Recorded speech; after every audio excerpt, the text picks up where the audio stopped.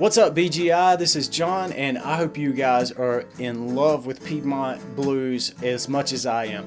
And we've already looked at a classic Piedmont style progression, and then we looked at how to get started with finger picking by using the alternating bass technique with our thumb. And today we're going to add the all-important melody and incorporate some of the other fingers in the picking hand. Alright, so we already know the bass line. Let's just take a look at bar 1, which is simply the 3rd fret on the 5th string and the 2nd fret on the 4th string, which is basically the bass part of the C major. And we go back and forth between those two notes, and that's bar 1. So there are 4 beats, 1, 2, 3, 4.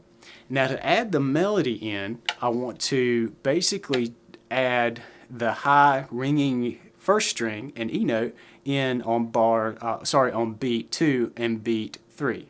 So it would sound like this: 1, 2, 3, 4. Alright, and what I'm doing there is when I get to beat 2, which is the bass on the 4th string, I'm pinching with my thumb and with my 3rd finger on the open E string, to where those two notes ring simultaneously. And it's really just kind of like a pinching technique. You'll stay sort of relaxed, don't do it with a lot of aggression, but just kind of close your hand and drag your fingertips across the strings.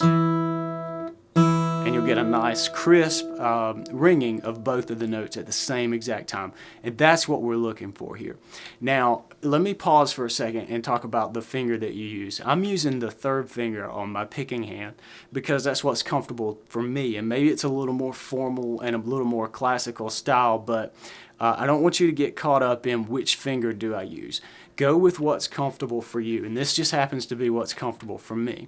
So I've dedicated my 1st finger basically to my 3rd string.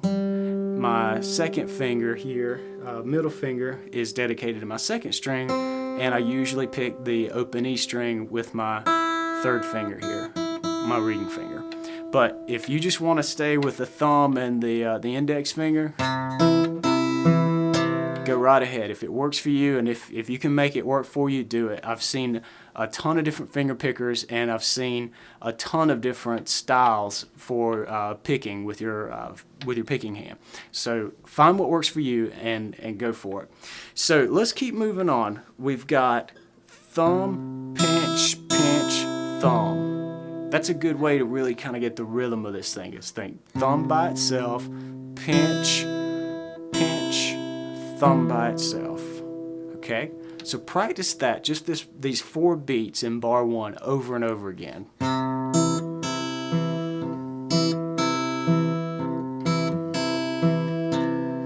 And once you get the sound, to ring out nice and clearly, then maybe you want to do a little thing, or two stylistically. And what I do is a lot of times in my blues, I'll mute the bass strings and let the high notes kind of ring out a little bit. And I'm going to mute with my palm. So I'm going to put this part of my picking hand very close to the bridge here on my guitar. And that's going to really deaden the bass notes. So you hear more like this versus this if I pick up. Versus palm muted.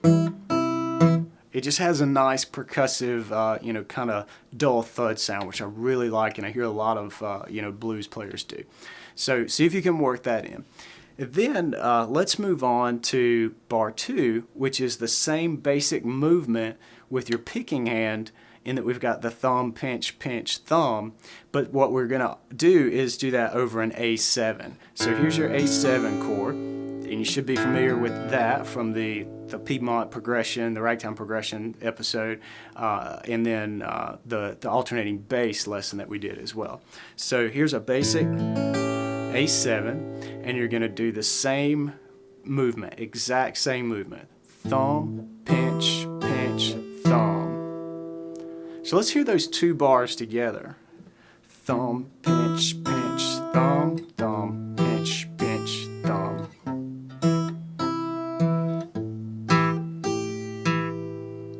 Okay, cool. Now here's where we get maybe a little tricky for you if you're not familiar with some of these, finger picking style chords. I've got my D7, but I'm hooking my thumb over into the bass, which we should be familiar with this position from the alternating bass lesson. But what I'm going to do is go 6, 4, 6, 4. But this bar is split up. It's split up. 2 beats are dedicated to the D7, and then 2 beats are dedicated to this G7. And I really recommend playing your G7 like this instead of, you know, somehow reaching this way. I guess if you can do it, go for it, but it's kind of an uncomfortable stretch for me. So I like to lead off the G note here with my 3rd finger.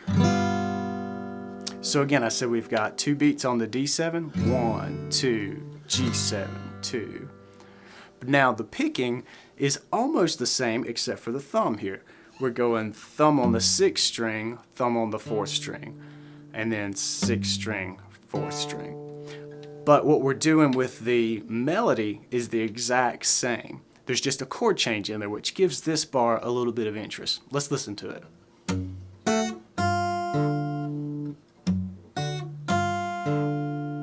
All right, so let's break that down a little bit.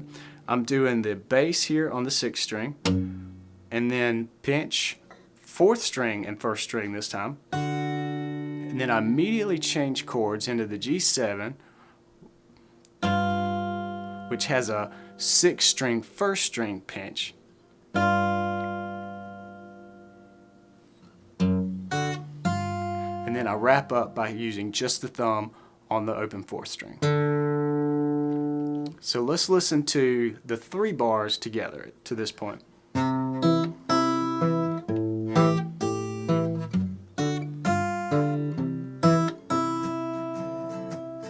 And then I just added the 4th bar, which is basically a repeat of bar 1. Okay, so there you go, a typical Piedmont blues progression, and we've broken down just the first 4 bars. Now don't worry, we're going to get to the other bars in future lessons, and we're going to dive deep into them, but if you're a beginner finger picker, the first 4 bars of this is a lot to take in. So I want you to really practice this, you know, practice getting the coordination down between your alternating bass with your thumb and the melody with your fingers. It's going to take some time, so practice it and really get it down, and then I'll see you in the next lesson. So until then, good luck with this, and as always, if you have a question, just leave me a comment or send me an email and I'll be glad to help you guys out with it. So good luck with this, and I'll see you in the next lesson.